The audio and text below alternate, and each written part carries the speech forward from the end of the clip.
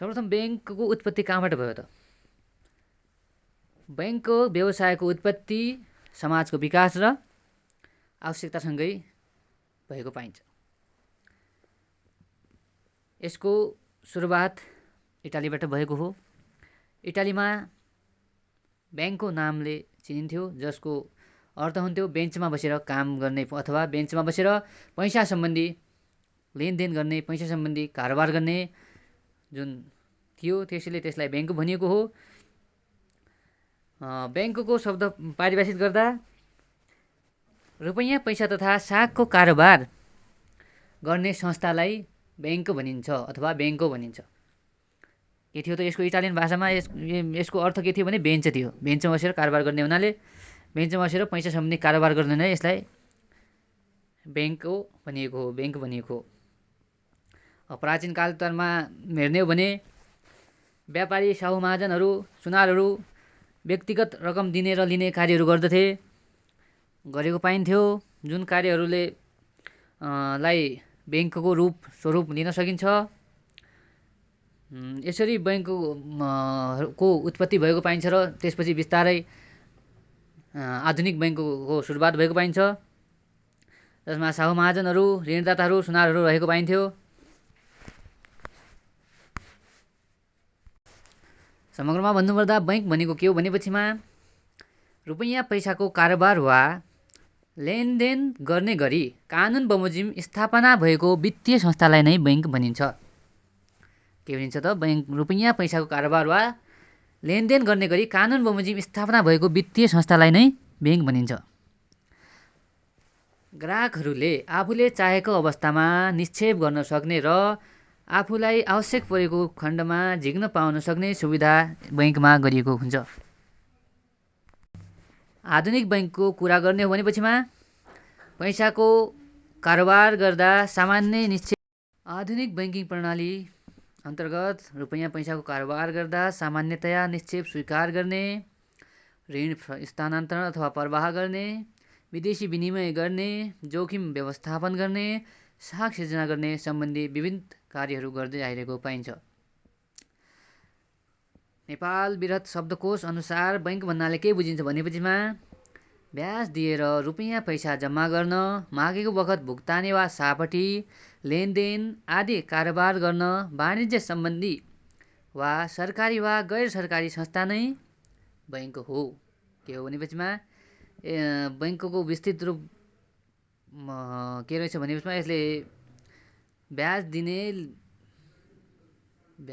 दिने, कर्जा प्रवाह गर्ने, पैसा जम्मा गर्ने, मागेको बखत भुक्तानी वा सापटी दिने आदि कारोबार यसले गर्ने गर्दछ, जसलाई नै के भनिन्छ? बैंक भनिन्छ। त्यसै गरी अब समग्र रूपमा भन्नुपर्दा बैंक केवल निक्षेप स्वीकार गर्ने अथवा कर्जा प्रवाह गर्ने मात्र नभई एउटा के हो भने चाहिँ एउटाले महत्त्वपूर्ण कार्य गर्छ भने चाहिँ साख सिर्जना गर्नेदेखि लिएर मुद्राहरू सिर्जना गर्ने गर्दछ। मुद्रा तथा साख सिर्जना गर्ने गरेको पाइन्छ। यसको प्रकारहरूमा जानुपर्दा प्रकारहरूमा केन्द्रीय बैंक, वाणिज्य बैंक, विकास बैंक, फाइनान्स कम्पनी, लघुवित्त विकास बैंक, कृषि विकास बैंक, पूर्वाधार विकास बैंक, औद्योगिक बैंक, सहकारी बैंक, विनिमय बैंक भने तापनि यसलाई तहगत बैंकिङ प्रणालीमा विभाजन गरिएको पाइन्छ, विभाजन गरिएको छ, जसलाई क, ख, ग, घ गरी 4 भागमा वर्गीकरण गरिएको पाइन्छ। क वर्गको बैंक भन्नाले हामीले वाणिज्य बैंक बुझ्दछौँ, ख वर्गको बैंक भन्नाले हामीले विकास बैंकलाई बुझ्दछौँ र घ वर्गको बैंक भन्नाले वित्त कम्पनीलाई बुझ्दछौँ र ग वर्गको बैंक भन्नाले वित्त कम्पनीलाई बुझ्दछौँ र घ वर्गको बैंक भन्नाले लघुवित्त कम्पनीलाई बुझ्दछौँ। अब यिनीहरूको आवश्यक न्यूनतम चुक्ता पुँजी कति हुनुपर्दछ, कति हुनुपर्ने छ भन्ने अब व्यवस्था छ भनेपछिमा क वर्गको कुराकानी गर्ने हुँदा क वर्गको राष्ट्रिय स्तर नै हुन्छन्। अक्सर क वर्गको सबै राष्ट्रिय स्तर नै हुनुपर्छ, राष्ट्रिय स्तर नै हुन्छन्। यिनीहरूको 800 करोड हुन्छ। ख वर्गको कुरा गर्दैमा राष्ट्रिय स्तरमा 250 करोड हुनुपर्छ र 3वटा प्रदेशसम्म अथवा 10 जिल्ला भएमा 120 करोड हुनुपर्छ र 3वटा प्रदेशसम्मका 5 जिल्ला भएमा 50 करोड हुनुपर्छ। ग वर्गका बैंकहरूको लागि राष्ट्रिय स्तरसम्मको लागि 50 करोड हुनुपर्छ। 3वटा प्रदेशसम्ममा 10 जिल्ला भएमा 80 करोड हुनुपर्छ। 3वटा प्रदेशसम्ममा 5वटा जिल्ला भएमा 40 करोड हुनुपर्छ। घ वर्गका बैङ्कहरूका लागि राष्ट्रिय स्तरको लागि 10 करोड हुनुपर्छ। क्षेत्रीय स्तरको लागि 6 करोड। 3वटा प्रदेशसम्ममा 10 जिल्ला भएमा 2 करोड। 3वटा प्रदेशसम्ममा 5 जिल्ला भएमा 1 करोड हुने व्यवस्था छ। त्यसै गरी अब बैङ्किङ प्रणालीको महत्त्व तथा आवश्यकतालाई यसरी हेर्न सकिन्छ। अब बैङ्किङ प्रणालीको महत्त्व तथा आवश्यकताहरूमा के आवश्यकताहरू, बैङ्किङले के कस्तो आवश्यकता छ, बैङ्किङको के कस्तो आवश्यकता छ, बैङ्कले के कस्तो महत्त्व दर्शाउँछ भन्ने कुरामा के रहेको छ भनेपछिमा आर्थिक विकासको आधारमा रहेको छ। यसले के गर्छ भने आवश्यकता अनुसार कार्यहरू प्रणालीको विकास गर्ने गर्दछ। साख निर्माण गर्ने, विभिन्न मुद्राहरू सङ्कलन गर्ने, मुद्राहरूको साख निर्माण गर्ने गरेको पाइन्छ। त्यसै मूल्यवान धातुको बचत, विभिन्न बैङ्क, ड्राफ्ट, विनिमय साधन आदिहरूको प्रयोग गर्ने, यिनीहरूको बचत गर्ने यसमा गर्ने आएको पाइन्छ। मूल्यवान धातुको बचतमा पुँजी निर्माण कार्यमा यसले ससाना बचतहरू सङ्कलन गरी पुँजी निर्माण गर्ने गर्दछ। ऋण सुविधा, यसले ऋण बापत ब्याज लिएर ऋण प्रवाह गरेको पाइन्छ, गर्ने गर्दछ। त्यसै मुद्रा बजारको विकास गर्ने गर्दछ। देशको उद्योग तथा व्यापारको जनजीवनलाई उकास्न अथवा मुद्राको आवश्यकता पर्दछ र ती मुद्राको बजारको विकास गर्ने, थप घट गर्ने, मेन्टेनेन्स गर्ने काम चाहिँ मुद्रा बजार विकासले गर्ने गरेको पाइन्छ। अब यसको ऐतिहासिक स्थिति हेर्ने हो भनेपछिमा बैङ्किङ प्रणालीको ऐतिहासिक स्थिति हेर्ने हो भनेपछिमा के कस्तो रहेको छ भनेपछिमा विक्रम सम्वत 780 मा लिच्छवीकालीन राजा गुणकामदेवले ऋण लिएर काठमाडौँ सहरको निर्माण गराउनु। विक्रम सम्वत 936 मा कान्तिपुर व्यापारी शङ्करधर साक्वाले जनताको ऋण चुक्ता गरिदिए।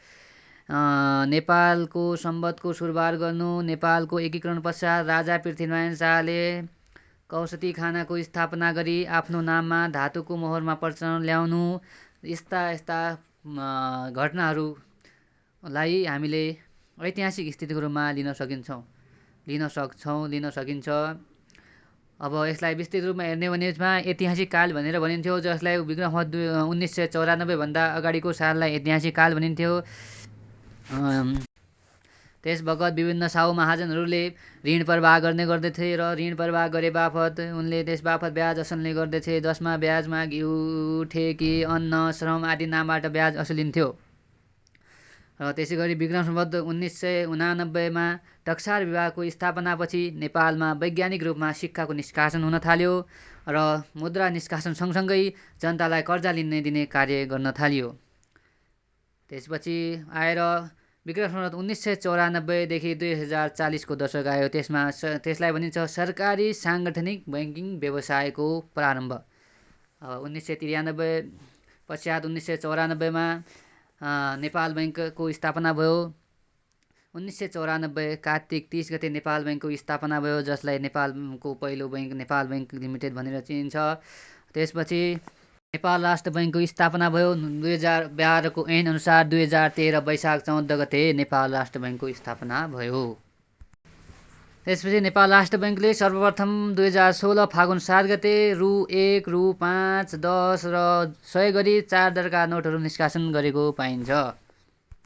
त्यसपछि 2021 को ऐन अनुसार 2022 माघ 10 गते 2022 माघ 10 गते राष्ट्रिय वाणिज्य बैङ्कको स्थापना भयो। त्यसपछि बिस्तारै 2024 साल माघ 7 गते कृषि विकास बैङ्कको स्थापना भयो। त 2024 माघ 7 मा कृषि विकास बैङ्कको स्थापना भयो। अब त्यसपछिको युग भनेको बैङ्किङ व्यवसाय उदारीकरणको प्रारम्भ भयो। 2041 देखि 2058 सम्मको यस युगलाई बैङ्किङ व्यवसायमा उदारीकरणको प्रारम्भ युग भनेर भनियो। सन् 1980 मा प्रारम्भ भएदेखि विश्वव्यापी रूपमा उदारीकरण लहर देखियो, जसको फलस्वरूप नेपालमा पनि यसको त्यसपछिको युग 2041 देखि 2058 सम्मको युग छ, जसलाई बैङ्किङ व्यवसायमा उदारीकरणको युग भनेर भनिन्छ। विश्वमा सन् 1980 मा प्रारम्भ भएको उदारीकरणको लहर जुन थियो, त्यो लहर पनि नेपालमा पनि उदारपन छायो, जसले गर्दा बैङ्किङ क्षेत्रहरूमा निजी क्षेत्र बैंकिङ क्षेत्रहरूमा प्रतिस्पर्धा बढ्न थाल्यो प्रतिस्पर्धा बढ्न थाल्यो। निजी क्षेत्र र बैङ्क क्षेत्रमा प्रवेश खुला गरियो र आर्थिक उदारीकरण गतिले र स्वदेशी लगानीकर्ताहरूको उत्साह बढेको यस चरणमा विभिन्न ठाउँमा अथवा विभिन्न क्षेत्रमा बैङ्क तथा वित्तीय संस्थाहरूको विकास क्रमले तेज गति लिएको पाइन्छ। त्यसपछिको युग रहेको छ विक्रम 2059देखि 68सम्मको युग, जसलाई खुल्ला बैंकिङ व्यवसायको विकास भनेर भनिन्छ। यस अवधिमा बैंकले विभिन्न प्रकारका अध्यादेशहरू जारी गरे, जसमा बैंक तथा वित्तीय संस्थाको छाता ऐन सम्बन्धी अध्यादेश जारी गरियो 2060मा। त्यसपछि 63मा बाफिया सम्बन्धी अध्यादेश जारी गरियो। बाफिया सम्बन्धी एकीकृत निर्देशनहरू जारी गरिए। अब त्यसपछिको युग भनेको 2068देखिको हालसम्मको युग, जसलाई मर्जर सम्बन्धी विनिमयावली लागू पछिको युग अथवा लागू युग भनेर भनिन्छ, जसमा विभिन्न बैंकहरू उदारीकरणका कारण, खुल्ला नीतिका कारण, विभिन्न खुकुलो इजाजत नीतिहरू र स्वदेशी लगानीकर्ताको उत्साह बढेको वृद्धिका कारण देशमा बैंक तथा वित्तीय संस्थाहरूको स्थापनामा धेरै तेज गति लिएको अवस्था थियो र यसलाई न्यूनीकरण गर्न अथवा यसमा सहजीकरण अथवा के भन्छन् त्यो न्यूनीकरण गर्नको लागि द्रुत गतिलाई अलि वित्तीय संस्थाहरूको देशको आवश्यकता र यसको देशको दुर्गतिमा बैंक वित्तीय संस्थाको जुन थेक्न नसक्ने अवस्थामा पुग्यो र त्यसपछि विभिन्न प्रकारको मर्जर, एक्विजिसन जस्ता बैंक तथा वित्तीय संस्थाहरूले खारिजी गर्ने, बैंक मर्जर गर्ने, स्नोतरी अथवा एक्विजिसन गर्ने जस्ता प्रस्तावहरू लिएर आयो र जसले गर्दा अहिले हाल वाणिज्य बैंकहरू 27 वटा रहेका छन्। अब केन्द्रीय बैंक भनेको बारेमा बुझ्दाखेरि केन्द्रीय बैंक भन्नाले नेपाल राष्ट्र बैंक, नेरा बैंकलाई लिइन्छ। यो बैंकहरू हो। यसलाई नेपाल सरकारको सल्लाहकारको रूपमा पनि लिने गरिन्छ। देशको मौद्रिक प्रणाली नियमित गर्न, मौद्रिक प्रणालीलाई सकारात्मक रूपमा नियन्त्रण गर्नदेखि लिएर सम्पूर्ण बैंक तथा वित्तीय संस्थाहरूको गतिविधि सञ्चालन, नियमन, सुपरिवेक्षण, मूल्याङ्कन, अनुगमन जस्ता सम्पूर्ण कार्यहरू केन्द्रीय बैंकले गर्ने गर्दछ। केन्द्रीय बैंक देशको सबैभन्दा माथिल्लो निकाय हो, माथिल्लो बैंक हो। यसले शाख नियन्त्रण गर्ने कार्य गर्दछ। केन्द्रीय बैंकको कार्यलाई हेर्ने भने यसलाई दुई भागमा विभाजन गरेर हेर्न सकिन्छ, परम्परागत कार्य र विकासात्मक कार्य। परम्परागत कार्यहरूमा नोट निष्कासन गर्ने, बैंकरको रूपमा लिने अनि सल्लाहकारको रूपमा कार्य गर्ने, बैंक तथा वित्तीय संस्थाहरूको नियमन, सुपरिवेक्षण तथा नियमन गर्ने, विदेशी मुद्रा, सुन चाँदी सञ्चय एवं व्यवस्थापन गर्ने, अन्तिम ऋणदाताको रूपमा कार्य गर्ने, मुद्राहरू आपूर्ति गराउनु, समाज शोधन गृहको सेवा प्रदान गर्नु जस्ता कार्यहरू परम्परागत कार्यमा पर्दछन् भने विकासात्मक कार्यहरूमा बैंक तथा वित्तीय संस्थाहरूको स्थापना गराउनु, देशको बैंकिङ, कर्जा, निक्षेप आदि विषयमा अध्ययन, सर्वेक्षण तथा अनुसन्धान गर्नु, लघुवित्त, ग्रामीण वित्त जस्ता कार्यक्रमहरूलाई विभिन्न कोषको माध्यमबाट प्रवर्धन गर्नु, गरिबी निवारणको लागि विभिन्न कार्यक्रम सञ्चालन गर्न र उद्योग तथा विभिन्न उद्योगीय क्षेत्रहरूमा विशेष कर्जालाई पुनर्कर्जा प्रदान गर्नु आदि रहेको छ। समग्रमा भन्यो भने यसको कार्यलाई नेपाल राष्ट्र बैंक कार्यलाई यसरी हेर्न सकिन्छ। नोट निष्कासन गर्ने, बैंकहरूको बैंक, सल्लाहकारको बैंक तथा प्रमुख सल्लाहकार, विदेशी विनिमय नियन्त्रण गर्ने, शाख नियन्त्रण गर्ने आदि रहेको हुन्छ। केन्द्रीय बैंकको रूपमा नेपाल राष्ट्र बैंक रहेको छ भन्ने कुरा हामीले जानकारी लिइसक्यौँ। अब यसको स्थापना कहिले भएको छ भन्दाखेरिमा हामीले त्यो जुन बैंकिङ व्यवसायको प्रारम्भ भयो भने त्यसमा लिएका थियौँ। विक्रम सम्वत 2013 वैशाख 14मा यसको स्थापना भएको छ, जसको ऐन 2012 ऐन अनुसार भएको थियो भने यसको नेपाल राष्ट्र बैंकको काम कर्तव्य अधिकारलाई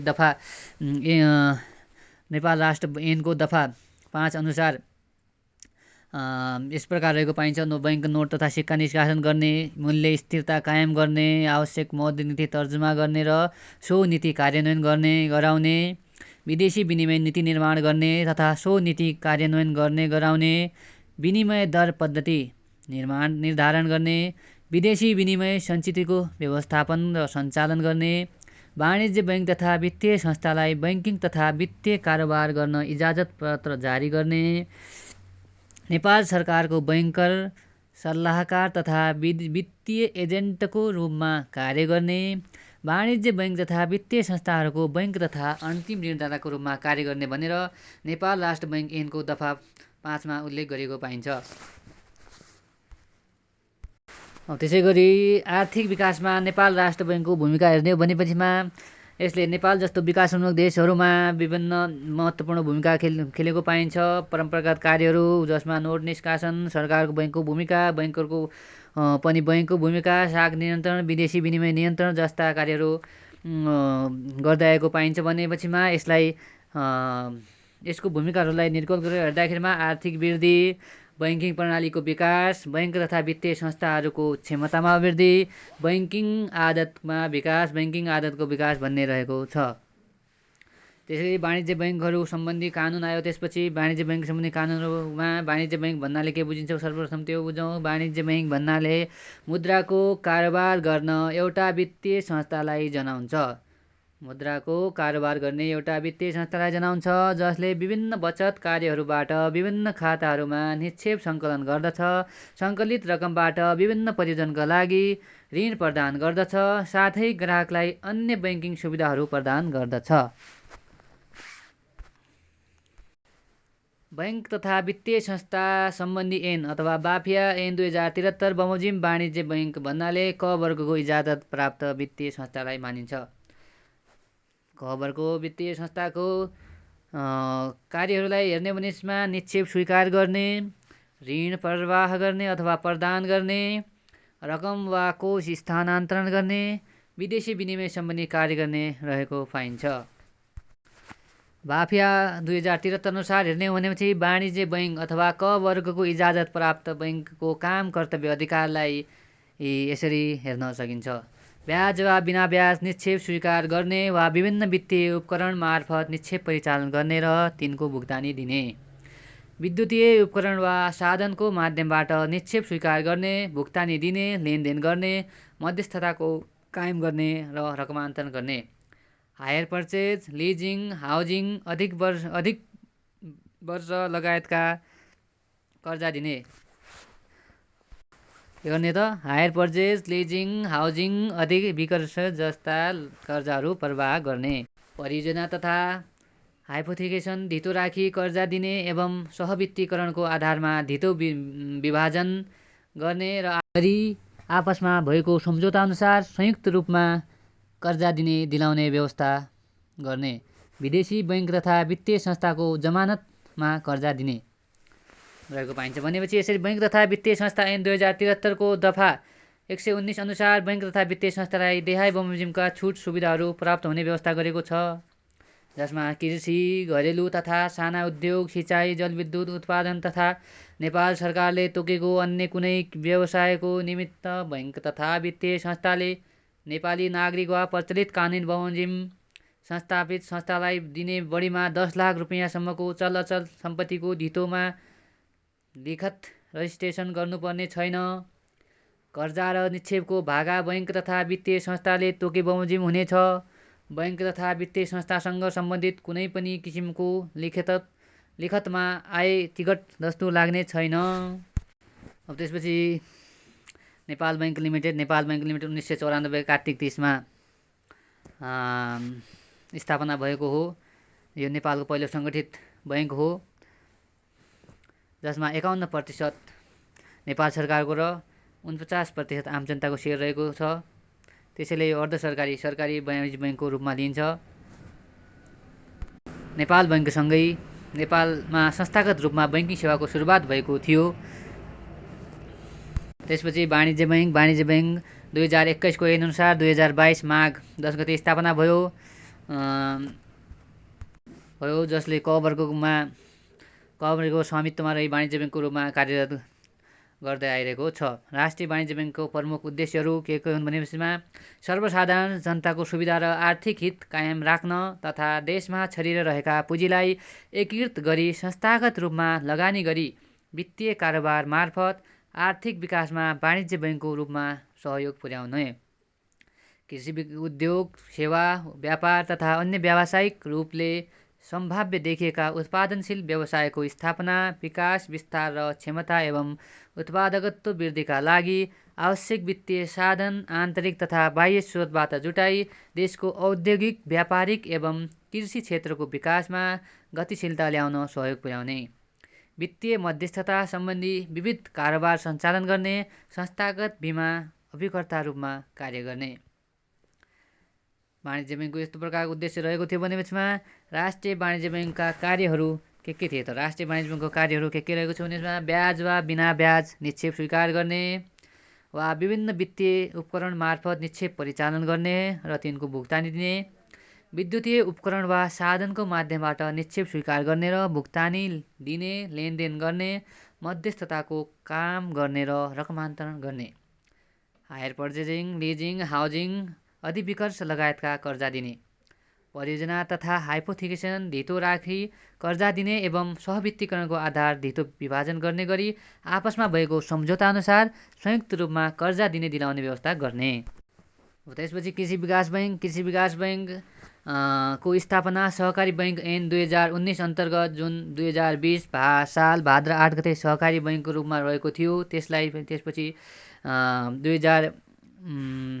2024 कृषि विकास बैङ्क ऐन 2024 जारी गरी विक्रम 2024 माघ 7 गते कृषि विकास बैङ्कको रूपले स्थापना गरी क वर्गको रूपमा कार्यहरू अगाडि बढाइयो। कृषि विकास बैङ्कको उद्देश्यलाई हेर्ने भनेपछिमा कृषक समुदायको हित र सुविधा कायम गर्नु, कृषि विकासका लागि अल्पकालीन, मध्यकालीन तथा दीर्घकालीन ऋण व्यक्ति, सहकारी संस्था, गाउँ विकास समिति तथा सङ्गठित संस्थाहरूलाई तोकिएको शर्त बमोजिम दिनु, ग्रामीण क्षेत्रमा सर्वसाधारण जनतालाई सामान्य बैङ्किङ कार्यहरू गर्नु, मोही किसानहरूलाई खेतीबाट लाभान्वित तुल्याई उनीहरूलाई टेवा दिनको लागि जग्गा किन्न ऋण दिनु, साना किसान तथा साना किसान समूहलाई व्यक्तिगत वा सामूहिक उत्तरदायित्वमा शर्त बमोजिम ऋण दिनु रहेको थियो। भनेपछि कृषि विकास बैङ्कका कार्यहरूलाई हेर्ने हो भनेपछिमा कृषि विकासको लागि अल्प, मध्यम तथा दीर्घकालीन ऋण व्यक्ति, सहकारी संस्था तथा सङ्गठित संस्थाहरूलाई तोकिएको शर्त बमोजिम दिने, कृषि विकासलाई चाहिने साधन, मल, औजार, मेसिन, पम्प अनि ट्र्याक्टर, कीटाणुनाशक औषधि जस्ता आवश्यक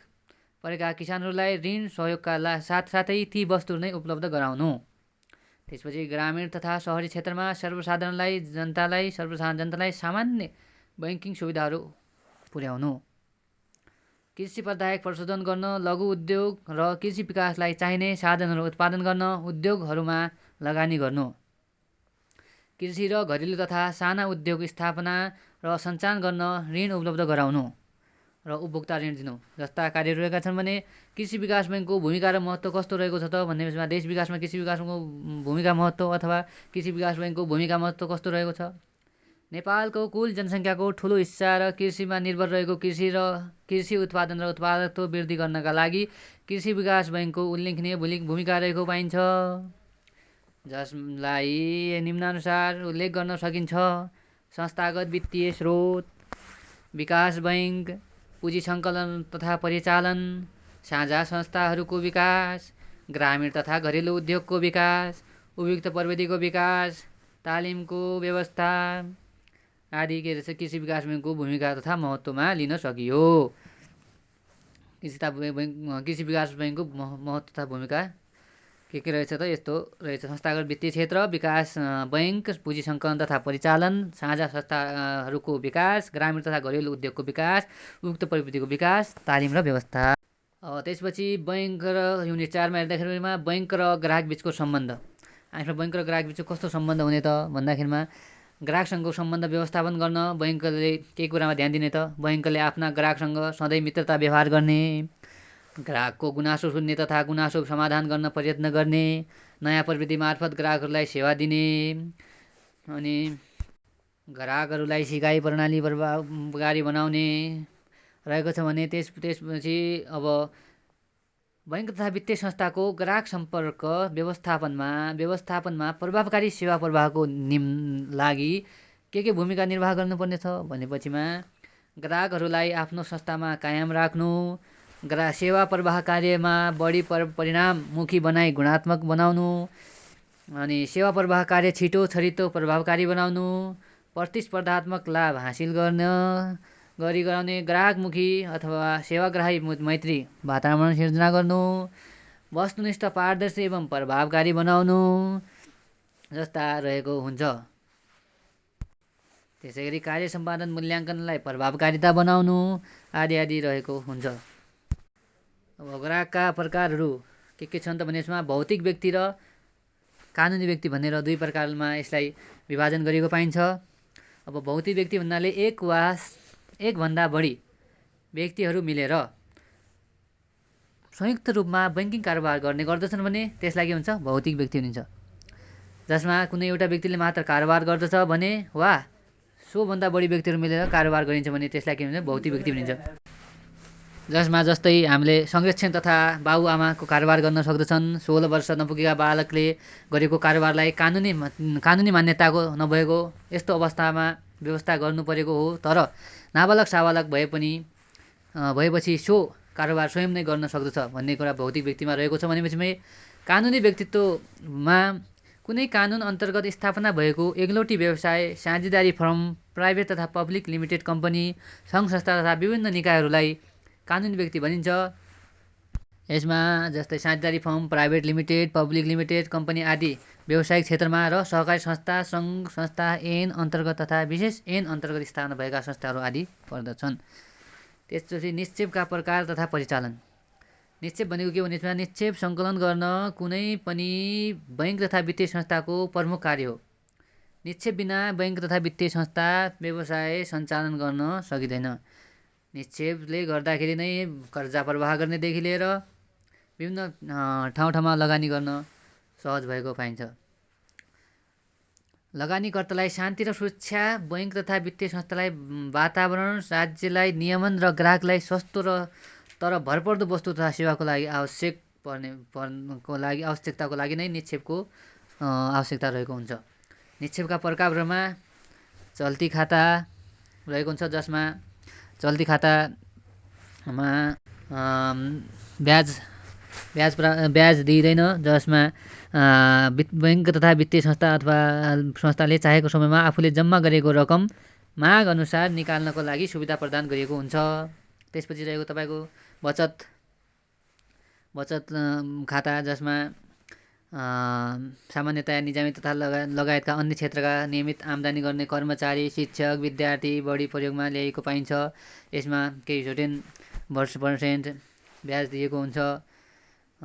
बैंक यस प्रकारको खातामा बैंक तथा वित्तीय संस्थाले पनि विभिन्न किसिम स्किमहरू ल्याई धेरै प्रकारका खाताहरू सञ्चालनमा ल्याएको देखिन्छ।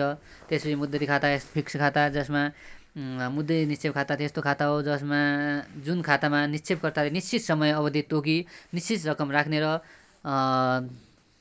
त्यो अवधि र निश्चित रकमको ब्याज मासिक, त्रैमासिक, अर्धवार्षिक गरी उपलब्ध गराउने गर्दछ।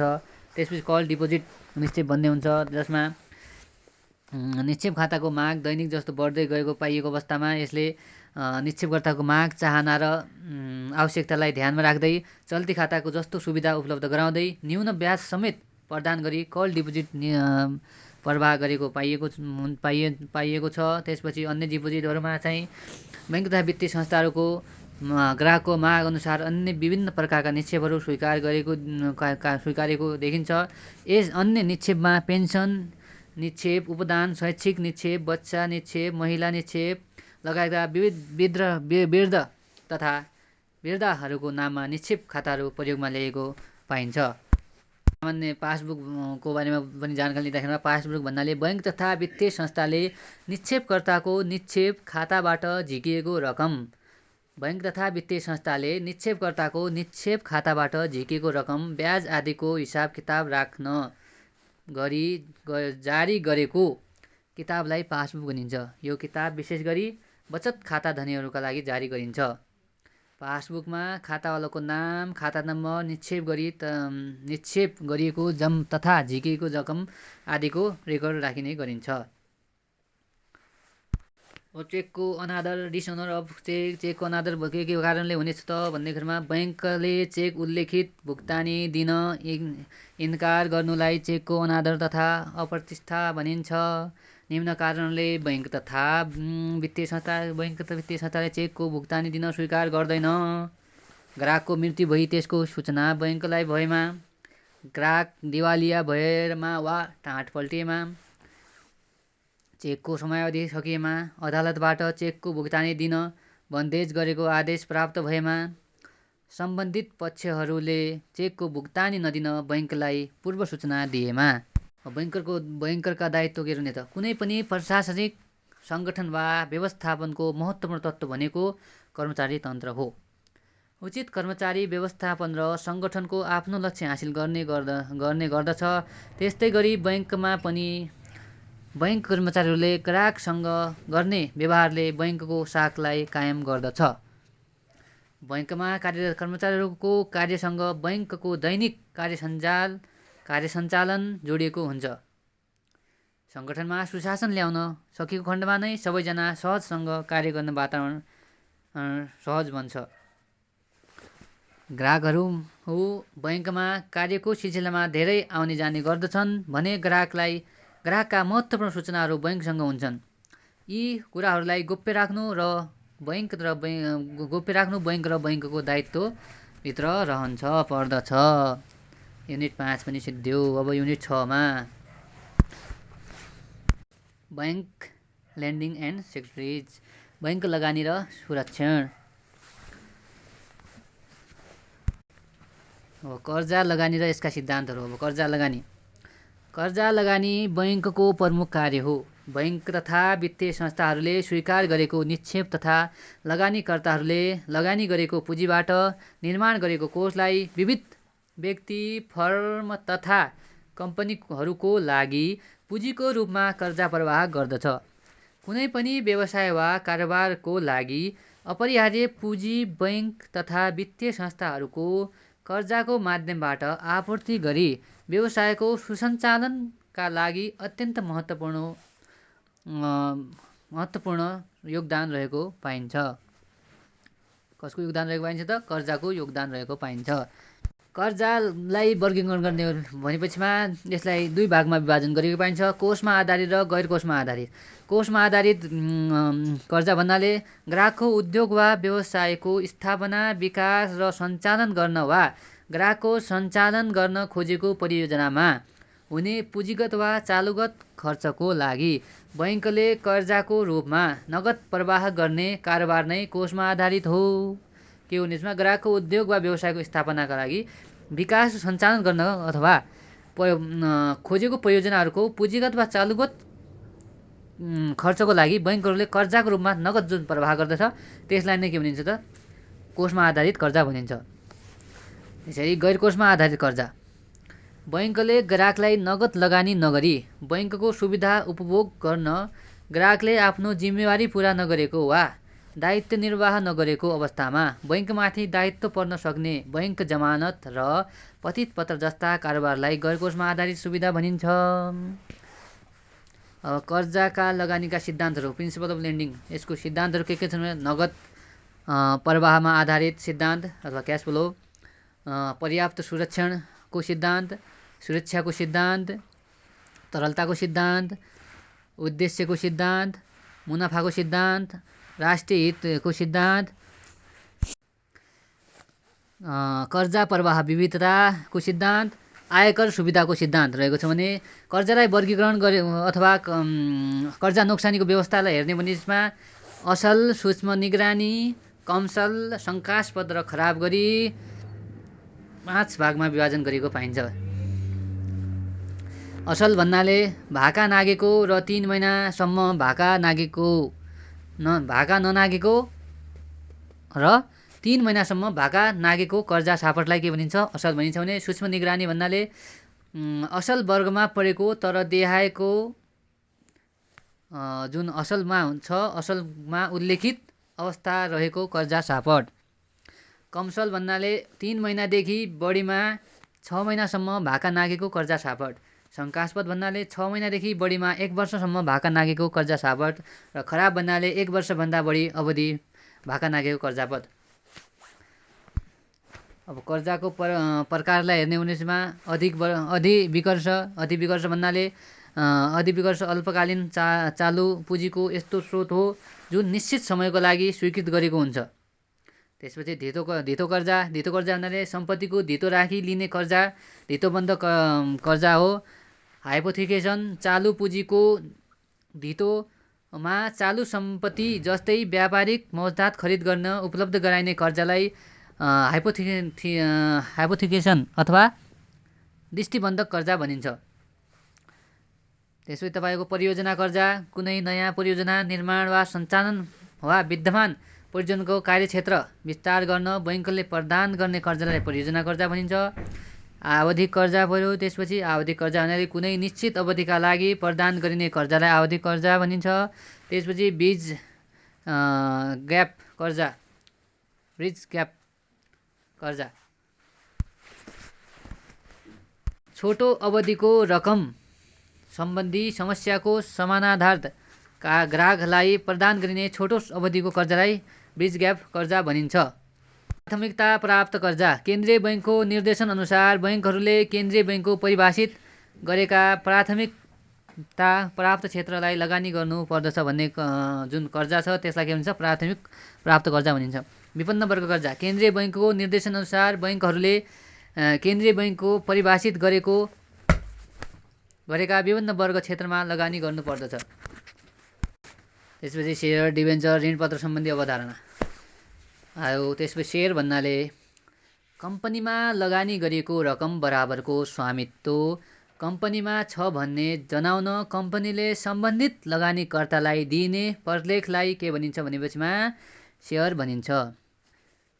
सेयर भनेको कुनै लगानीकर्ताको कम्पनीमा रहेको हितलाई व्यक्त गर्न वा स्वामित्व जनाउने प्रलेख हो।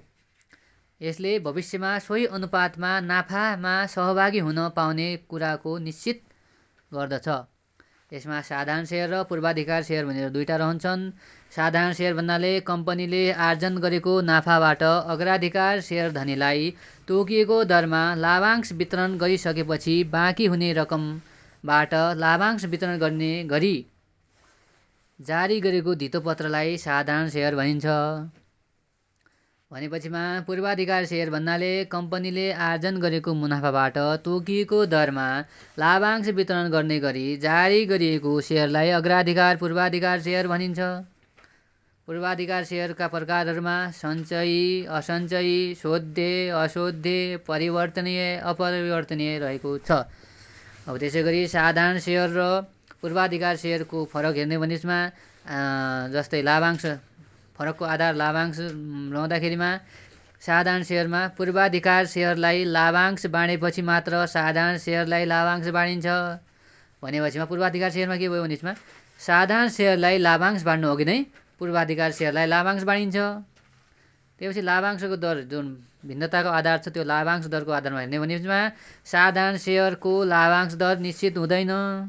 भनेपछि पूर्वाधिकारको के हुन्छ पूर्वाधिकार सेयरको लाभांश निश्चित हुन्छ। अब बोनस सेयर भनेको के भनेमा कम्पनीको बचत वा अवितरित नाफालाई पुँजीमा परिवर्तन गरी सो पुँजी बराबर हुने गरी विद्यमान सेयर धनीहरूलाई लाभांशको रूपमा वितरण गरिने थप सेयरलाई बोनस सेयर भनिन्छ। त्यसपछि अब ऋणपत्र डिबेन्चर भनेको कम्पनीद्वारा सार्वजनिक रूपमा निष्कासन गरी उठाइने ऋणको प्रलेखीय प्रमाणपत्र नै ऋणपत्र हो। कम्पनीद्वारा सार्वजनिक रूपमा निष्कासन गरी उठाइने ऋणको प्रलेखीय प्रमाणपत्र नै ऋणपत्र हो। यो ऋण पुँजीको अंश हो। यो के त ऋण पुँजीको अंश हो। ऋणपत्रमा लगानी गर्ने लगानीकर्ता वा यसका मालिकलाई ऋणपत्रधारी भनिन्छ। सेयर र ऋणमा भिन्नता के रहेको छ भने यसमा जस्तै भिन्नता आधार हैसियत हेर्ने हो भनेपछिमा सेयर धनी कम्पनीको मालिकको हैसियतमा रहन्छ भने यसमा डिबेन्चर अथवा ऋणपत्र कम्पनीको साहुको हैसियतमा रहन्छ। त्यसपछि अब प्रतिफलको आधारमा हेर्ने भनेपछिमा सञ्चालक समितिको सिफारिस अनुसार नाफाबाट लाभांश भुक्तानी गरिन्छ भनेपछिमा सेयरमा डिबेन्चर ऋणपत्रमा निश्चित दरले ब्याज भुक्तानी गरिन्छ। त्यसपछि तपाईँको आयो मनी मार्केट मुद्रा बजार हेर्दाखेरिमा 1 वर्षभन्दा कम परिपक्व अवधि भएका प्रतिभूतिहरू खरिद बिक्री गरिने बजारलाई मुद्रा बजार भनिन्छ। मुद्रा बजारमा खरिद बिक्री हुने प्रतिभूतिहरूको समय अवधि कम हुने हुँदा जोखिम रहित बढी तरलता बजार योग्य हुने भएकोले खरिद बिक्री गर्न सजिलो हुन्छ। मुद्रा बजारमा क्रय विक्रय हुने प्रतिभूतिहरूमा देशको सरकार वा केन्द्रीय बैंकले निष्कासन गर्ने ट्रेजरी बिल, वाणिज्य पत्र, आयात निर्यात व्यापार वाणिज्य बैंकले प्रदान गर्ने जमानत, वाणिज्य बैंकले वित्तीय सङ्गठनको निष्कासन गर्ने बचत पत्र आदि पर्दछन्। त्यसै गरी बोन्ड के हो त बोन्ड भनेको निश्चित ब्याज दरमा निश्चित परिपक्व मितिमा भएको सरकार वा व्यवसायीहरूद्वारा सर्वसाधारणका लागि जारी गरिने वित्तीय उपकरणलाई बोन्ड भनिन्छ। निश्चित ब्याज दर, निश्चित परिपक्व मिति र सरकार वा व्यवसायहरूबीच सर्वसाधारणका लागि जारी गरिने वित्तीय उपकरणलाई के भनिन्छ त बन्ड भनिन्छ। सरकारद्वारा सर्वसाधारणलाई जारी गरिने बन्डलाई ट्रेजरी बन्ड र व्यवसायीद्वारा सर्वसाधारणलाई जारी गरिने बन्डलाई व्यापारिक बन्ड भनिन्छ। ट्रेजरी बन्डमा लगानी जोखिम रहित रिस्क फ्री हुन्छ भने कमर्सियल बन्ड अथवा व्यापारिक बन्डमा गरिने लगानीलाई लगानीमा जोखिम समावेश हुन्छ। त्यसपछि धितोपत्र विनिमय प्रतिभूतिको अर्थ तथा परिभाषामा बुझ्यौँ हामी। Meaning and definition of stock exchange security. धितोपत्र विनिमय प्रतिभूतिमा के हुन्छ भनेपछिमा सामान्यतया शेयर बजार वा धितोपत्र बजारमा खरिद बिक्री हुने शेयर, ऋणपत्र आदि विभिन्न धितोपत्रहरूको प्रतिभूति वा धितोलाई नै के जनाउँछ? धितोपत्र विनिमय प्रतिभूति वा शेयर बजार प्रतिभूति भनेर जनाइन्छ। अथवा वाणिज्य बैंक लगायतका व्यापारिक संस्थाहरूले साधारणतया चल अचल सम्पत्तिको धितोमा ऋण प्रदान गर्ने भए तापनि धितोपत्र बजारमा कारोबार हुन धितोपत्रको धितोमा पनि ऋण प्रदान गर्न सक्दछ। यसरी धितोपत्र बजारमा कारोबार हुन शेयर, बोन्ड, ऋणपत्र आदि मूल्यवान लिखतहरूको आधारमा ऋण प्रदान गरेको स्थितिमा यस्तो धितोपत्रको सुरक्षण वा धितोलाई धितोपत्र विनिमय प्रतिभूति भनिन्छ। के भनिन्छ भनेपछिमा शेयर बजार र धितोपत्र बजार खरिद बिक्री हुने जुन शेयर, डिबेन्चर, ऋणपत्र आदि विभिन्न धितोपत्रहरूको प्रतिभूतिलाई नै के जनाइन्छ? हाम्रो धितोपत्र विनिमय प्रतिभूति जनाइन्छ। त्यसपछि जमानत, ग्यारेन्टी। विभिन्न प्रकारका जमानतहरू जस्तै सरकारी, संस्थागत, व्यक्तिगत, समूहगत अन्य जमानतहरू बैंक तथा वित्तीय संस्थाहरूले कर्जा प्रवाह गर्दछन्। यस्ता जमानतहरू खास गरी बैंक तथा वित्तीय संस्थाको स्वीकार गर्न खालको हुनुपर्दछ। यस्ता जमानतहरू रकम, समयावधि, शर्तहरू स्पष्ट उल्लेख भएको हुन्छ। त्यसपछि बैंक जमानत भन्नाले कुनै पनि व्यक्ति वा संस्थाले तिर्नुपर्ने ऋण वा पुरा गर्नुपर्ने दायित्व निजले पुरा नगरेमा वा भुक्तानी नगरेमा निजका तर्फबाट म पुरा गरौँला भनी वा भुक्तानी गरौँला भनी बैंकको तर्फबाट गरिएको प्रतिज्ञा पत्रलाई अथवा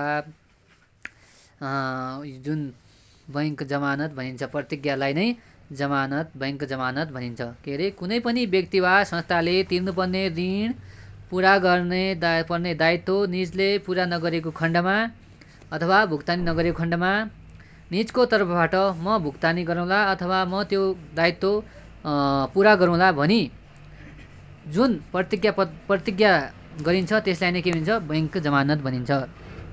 यसरी गरिएको जमानतले कानुनी मान्यता पाउनको लागि लिखित रूपमा हुनुपर्दछ। यस्तो बैंक जमानत केमा हुनुपर्छ त लिखित रूपमा हुनुपर्दछ, मौखिक रूपमा भए मानिँदैन, लिखित रूपमा हुनुपर्दछ।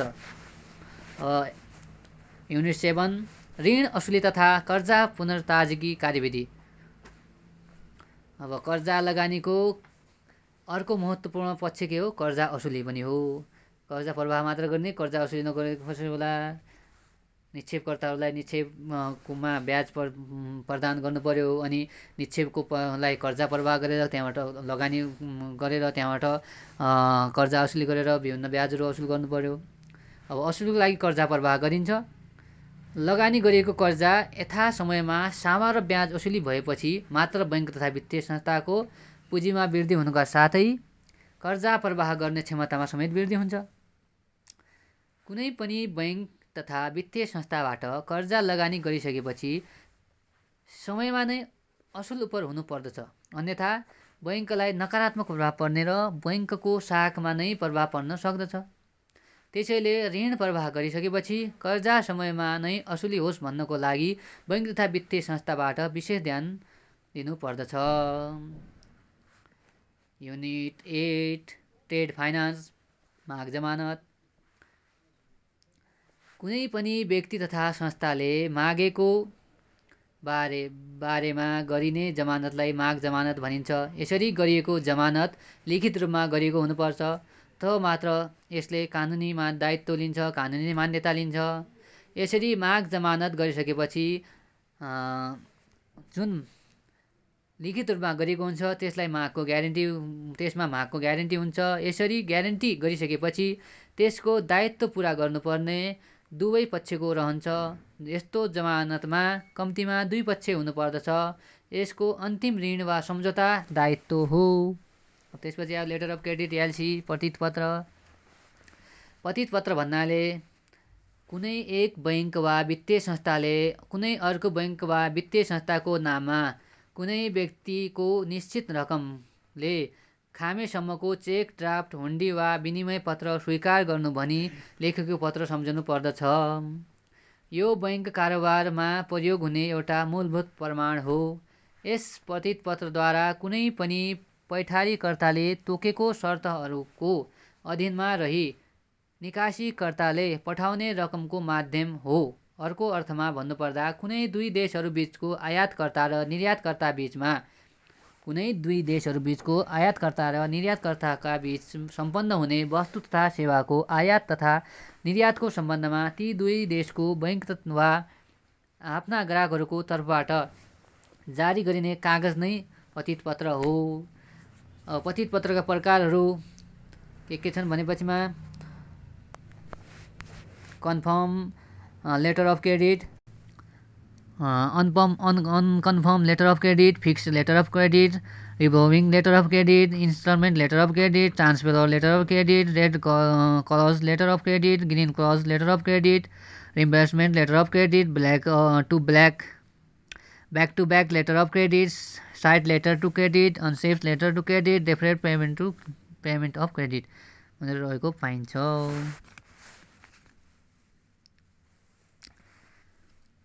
युनिट 9 विनिमय सम्बन्धी ऐन नियमहरू।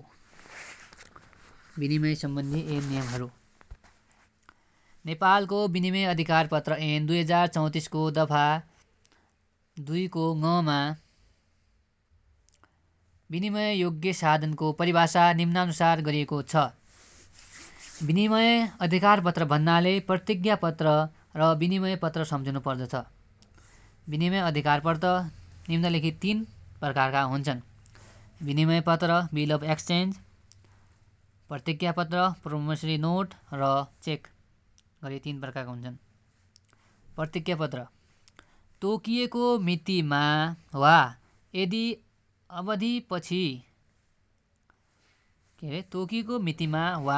यदि अवधिपछि वा मागेको समयमा सो पत्रमा लेखिएको खास व्यक्तिलाई वा निजलाई अराएको व्यक्ति वा सो पत्र लिई आउनेलाई तोकिएको रकम दिन्छु भनी एक पक्षले अर्को पक्षलाई बिना शर्त दिएको लिखित कबुलियतनामा नै प्रतिज्ञापत्र हो। के भने यसमा तोकिएको मितिमा, यति समयमा, यति अवधिमा, यति मागेको जति मागेको रकम छ त्यो रकम तोकिएकै समयमा सो पत्र जुन लिएर आउनेछ सो व्यक्तिलाई नै मैले बिना शर्त जो त्यो रकम प्रवाह गर्नेछु अथवा प्रदान गर्नेछु भने भुक्तानी गर्नेछु भन्ने जुन दिएको लिखित कबुलियतनामा नै प्रतिज्ञापत्र हो। अथवा अर्को शब्द भन्नुपर्दा प्रतिज्ञापत्र भन्नाले फलाना मितिमा वा यति अवधिभित्र वा मागेको बेला फलानालाई वा निजले दिनु भनेको वा सो लिई आउनेलाई बिना शर्त यति रकम भुक्तानी दिन्छु भनी कबुल गरी दस्तखत गरी दिएको लिखित हो भनी सम्झनु पर्दछ। अब के छ त परमेश्वरी नोटका विशेषताहरू के छन् त, यसका फिचरहरू, यसको क्यारेक्टरिस्टिक्स के छन्। प्रतिज्ञापत्रका विशेषताहरू यस प्रकार छन्। अब हेर्नुहोस् है त, प्रतिज्ञापत्र भन्नाले मागेको बेला वा कुनै निश्चित अवधिभित्र यदि रकम फलानालाई तिर्नेछु भनी कसैले गरेको लिखित कबुलियतनामालाई नै बुझिन्छ। प्रतिज्ञापत्रमा आदेश दिने र भुक्तानी पाउने गरी जम्मा दुई पक्षहरू मात्र हुन्छन्। यसमा भुक्तान गर्ने वचन दिएको हुन्छ। प्रतिज्ञापत्र लेख्ने स्वयं भुक्तानी पाउने व्यक्ति हुन सक्दैन। प्रतिज्ञापत्र एक प्रति मात्र बनाइन्छ। अब प्रतिज्ञापत्र भइसकेपछि अब त्यसपछि आयो चेक। सामान्यतया निक्षेपकर्ताले स्वयंले तोकेको व्यक्तिलाई निश्चित रकम भुक्तानी दिनु भनी सम्बन्धित बैंकलाई दिएको आदेश पत्रलाई नै चेक भनिन्छ।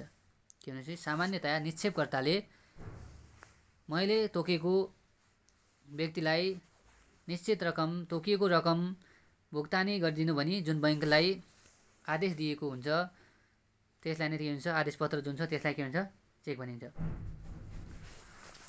यो प्रचलित सागपत्रहरूमध्ये एक महत्त्वपूर्ण सागपत्र हो। बैंकमा खातावालाले आफूले जम्मा गरेको रकम नबढाई आवश्यकता अनुसार झिक्न पाउने गरी कुनै पनि बैंकले आफ्ना ग्राहकलाई प्रतिज्ञापत्रका रूपमा दिएको कागजी पत्र नै चेक हो। चेकका प्रकारहरू कति 3 प्रकारको रहेको पाइन्छ। वाहक चेक, आदेशित चेक, रेखाङ्कित चेक गरेर 3 प्रकारको रहेको हुन्छ। रेखाङ्कित चेकमा पनि साधारण रेखाङ्कित चेक, विशेष रेखाङ्कित चेक, खाता दाखिला चेक भनेर रहेको हुन्छ। अब त्यसपछि अब अर्को आयो विनिमय पत्र, बिल अफ एक्सचेन्ज। विनिमय पत्र भन्नाले खरिद तथा बिक्री कारोबारहरू कति किसिमले गरिन्छ, 2 किसिमले गरिन्छ, नगद कारोबार र उधारो कारोबार।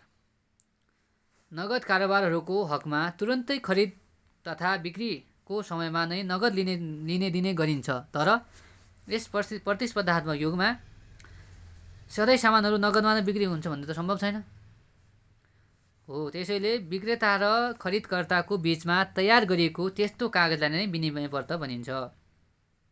विनिमय पत्रले त्यस्तो विनिमययोग्य साधनलाई जनाउँदछ जसलाई खिच्ने, लेख्ने वा निर्माण गर्ने व्यक्तिले दोस्रो व्यक्तिलाई दिएको आदेश अनुरूप तेस्रो व्यक्तिलाई एक निश्चित अवधिपछि एक निश्चित रकम भुक्तानी गर्नुपर्ने हुन्छ।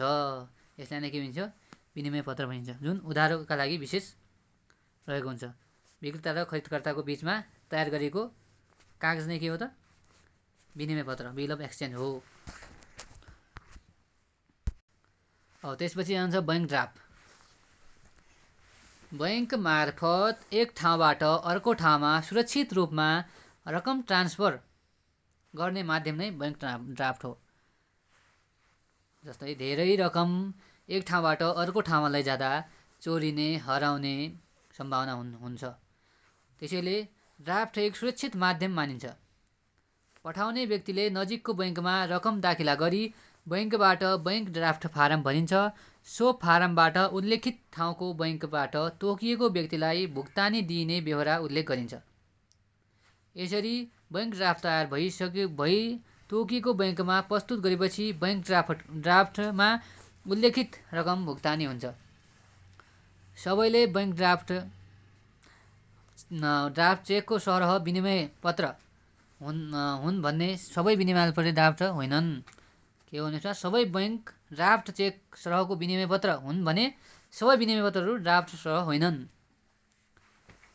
बैंक ड्राफ्टलाई भुक्तानीका आधारमा 3 भागमा विभाजन गरिएको पाइन्छ। एउटा वाहक ड्राफ्ट, एउटा एन्डको बैंक ड्राफ्ट, एउटा एकाउन्ट पेई बैंक ड्राफ्ट। अब युनिट 10 लास्ट युनिट 10 विदेशी विनिमय व्यवस्थापन कानुन law relating to foreign exchange management. विदेशी विनिमय सम्बन्धी नेपाली कानुन नेपाली ल रिलेटिङ टु फरेन एक्सचेन्ज कुनै दुई देशबीच हुने कारोबारको भुक्तानी फर्च्यौटका लागि भुक्तानी फर्च्यौटका लागि अपनाइने प्रक्रियालाई नै विदेशी विनिमय भनिन्छ। कुनै दुई देशबीच हुने कारोबारको भुक्तानी फर्च्यौटका लागि अपनाइने प्रक्रियालाई नै विदेशी विनिमय भनिन्छ। यसलाई सञ्चालनको लागि नेपालमा विदेशी विनिमय नियमित गर्न ऐन 2019 कार्यान्वयनमा ल्याइएको छ। यस ऐनले दिएको अधिकार र प्रयोगले नेपाल राष्ट्र बैंक विदेशी विनिमय सम्बन्धी निर्देशनहरू जारी गर्ने, नीति निर्माण गर्ने, विदेशी मुद्राको कारोबारका लागि इजाजत प्रदान गर्ने जस्ता कार्यहरू गर्दछ भने विदेशी विनिमय सम्बन्धी अपचलनमा अनुसन्धान, तहकिकात एवं मुद्दा दायरा गर्ने अधिकार राजस्व अनुसन्धान विभागलाई प्रदान गरेको छ। त्यसैगरी विदेशी मुद्राको सञ्चितको काम नेपाल राष्ट्र बैंकले गर्दछ। नेपालमा विदेशी मुद्राको हकमा सुरुमा एकै प्रकारको नीति अवलम्बन गरेको भए तापनि विक्रमसम्वत 2048 साल पश्चात वाणिज्य बैंकहरूले आफ्नै विनिमय दर निर्धारण गर्न सक्ने, आयात निर्यात सहजता प्रदान गर्ने, तोकिएको शर्त पूरा गरेमा विदेशी मुद्रा ऋण लिन सक्ने तथा विदेशमा समेत विभिन्न उपकरणहरू लगानी गर्न सकिने व्यवस्था गरेको छ। खासमा के रहेछ भनेपछिमा कुनै दुई देशबीच कारोबारको लागि जुन भुक्तानी फर्च्यौट गर्नको लागि अपनाइने एक विदेशी विनिमय प्रणालीलाई नै के भनिन्छ विदेशी विनिमय सम्बन्धी नेपाली कानुनमा रहेको व्यवस्था छ, जुन विदेशी विनिमय नियमित 2019 देखि कार्यान्वयनमा ल्याएको छ, जसलाई नेपाल राष्ट्र बैंकले जसको नेपाल राष्ट्र बैंकको काम अधीनमा रहेर जसको काम कार्य गर्ने गरिन्छ। युनिट लास्ट अब रहेछ एउटा युनिट 11 लास्ट रहेको छ, जुन रहेको छ बैंकिङ अपराध तथा सजाय, बैंकिङ अफेन्स एन्ड पनिसमेन्ट, जुन लास्ट युनिट रहेको छ।